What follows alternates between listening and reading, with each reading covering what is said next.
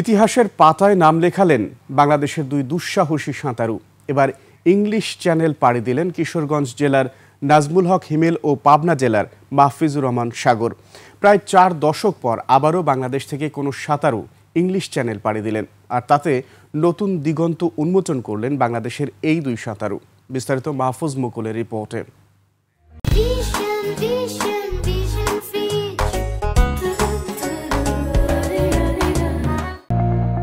দক্ষিণ ইংল্যান্ড ও উত্তর ফ্রান্সকে পৃথককারী আটলান্টিক মহাসাগরের প্রণালী ইংলিশ চ্যানেল। বাংলাদেশের প্রথম সাঁতারু হিসেবে 1958 সালে চ্যানেলটি পাড়ি দিয়েছিলেন ব্রজেন দাস।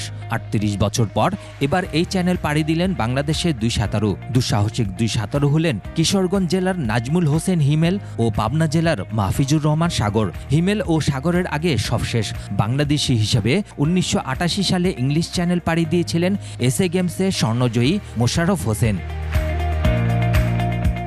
ইংল্যান্ড সময় মধ্যরাত ইংলিশ চ্যানেল পাড়ি দিতে নামেন সাগর ও হিমেল, সঙ্গে 6 জনের একটি রিলে দল। বাংলাদেশের হয়ে এই রিলে সাঁতারে হিমেল ও সাগর ছাড়াও বাকি 4 জনের একজন মেক্সিকান ও 3 জন ভারতীয়। রিলের মধ্যে সাগরে প্রথম নামেন মাহফিজুর রহমান। প্রত্যেকে সাঁতরিয়ে নির্দিষ্ট সময়ে ও পথ অতিক্রম করেন। চ্যানেলটি পাড়ি দিতে 12.5 ঘন্টা সময় নেন তারা।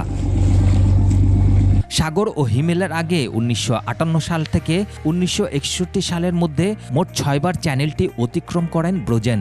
এই চ্যানেল সবচেয়ে কম সময়ে সাঁতরে পার হওয়ার রেকর্ডও গড়েছিলেন তখন। এরপর 1965 সালে আব্দুল মালেক দ্বিতীয় বাংলাদেশি হিসেবে এই দুঃসাহসিক অভিযানে নেমে সফল হন।